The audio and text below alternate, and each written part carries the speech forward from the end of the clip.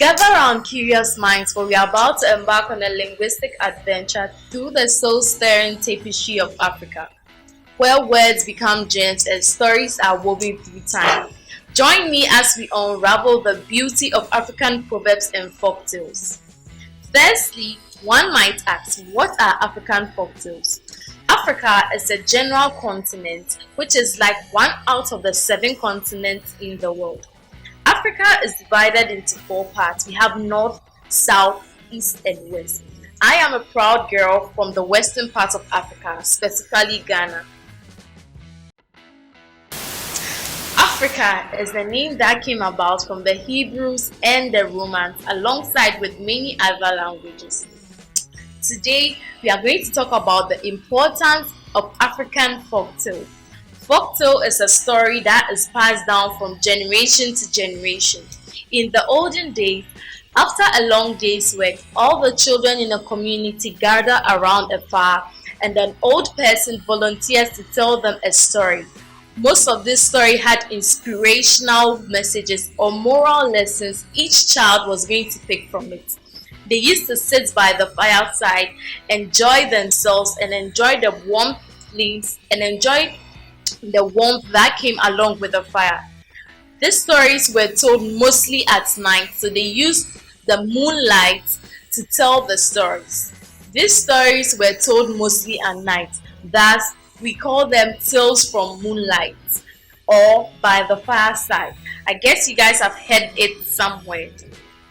But that is quite fortunate or unfortunate that these days we don't have such things ongoing. Since we are in the world of artificial intelligence, the modernity of this era does not allow children to sit around the fireside, or in some places of Africa this still happens, but most parts have been withheld because now there's rural urban migration and most people want to leave the rural areas to the urban areas for high income, high standard of living, because they feel like in the rural areas there's nothing keeping them alive. But these stories had very good inspiration and very good moral lessons. For example, one of African's folktale character, Anansi. Anansi has a lot of stories in the African culture. There's one, Anansi and the six legs, Anansi and the pot of beans, Anansi and the pot of wisdom, and many more. You can just sit down, ask a parent or ask your grandma or your grandpa to get you the actual story or tell you a story from the past. Anansi and the pot of wisdom. I would like to share that one with you. In a small village, the people knew nothing about sewing, marketing, or farming.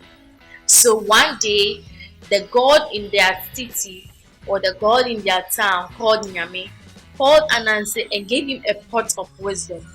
This pot contained all the wisdom in the world, like all the wisdom. So it was a wise pot and he gave it to Anansi. And Anansi, being the selfish spider as he is, didn't want to share the pot with anybody. So he decided to keep it for himself and tied it to his legs. So wherever Anansi was going, the pot was with him. He wasn't going to leave it there for someone to come and take it and have more wisdom than he had. And he wasn't using the wisdom for anything too. So Anansi decided to tie the pot of wisdom to his leg. So one day Anansi decided to climb a tree.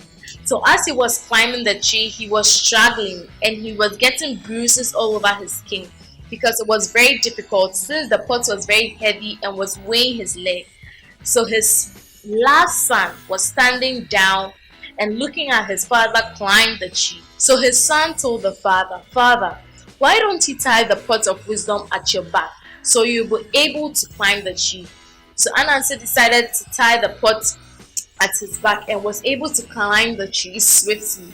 So when Anansi got to the top, he stood and asked himself, if I have this pot of wisdom, then why is it that my little son or my little child is the one to tell me to tie the pot of wisdom at my back and it will make it swifter for me to get there? So Anansi got furious and decided to toss down the pot of wisdom to the floor, and the wisdom spread throughout the world. That's one of the folklores from the ancient times. So this story basically teaches us not to be selfish, because if Anansi had shared that wisdom Nyankopon gave him with everyone in the city, he would have also had some. But he wasn't even using the wisdom because he had kept it in the pot and wasn't ready to open it for anyone to get it. So this life, whenever you have something and you feel like it's going to be necessary to others, you give it to those you are supposed to give it to. You don't be selfish and be self-centered. One day something will happen you're not going to understand. Like how Anansi got furious and tossed the pot of wisdom down, and now all the wisdom was distributed across the world. Moving on to African proverbs. African proverbs are like short stories or wise sayings that have very deep meanings. So they are like simple sentences, but then when you read them or when you decide to take a deeper look into them, they actually make good and a large amount of sense. The first African proverb is from Nigeria, and this proverb says, "However long the night, the dawn will soon break." So for me, I feel like this proverb is trying to tell us that when we are in certain situations, we shouldn't feel reluctant and like nothing else is going to happen. We should always have some sort of hope and some sort of, vision that it will be well one day. Because if you are there, you are just like down and you know that nothing is going to happen, nothing is actually going to happen. But if you are full of hope, you are full of joy that one day something good is going to come your way. Surely that thing is going to come your way. Another proverb that I also want to share with you is, when you pray, move your feet. This proverb simply means that whenever you pray, you should add some sort of action to it. Faith and action move hand in hand.